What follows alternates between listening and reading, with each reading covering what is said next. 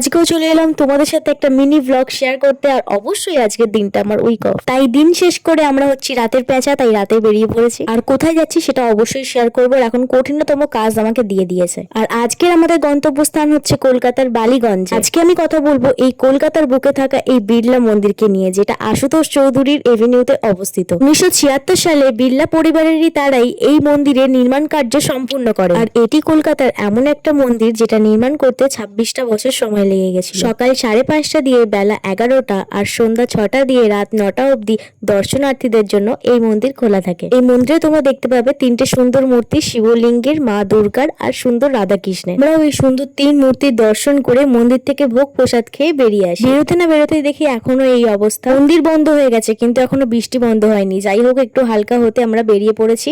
আজকের মতো মিনি ব্লগটা এতটাই। দেখা হবে নেক্সট কোনো ভিডিও। সবাই ভালো থেকো, সুস্থ থেকো, সবাইকে ভালো রেখো। টাটা।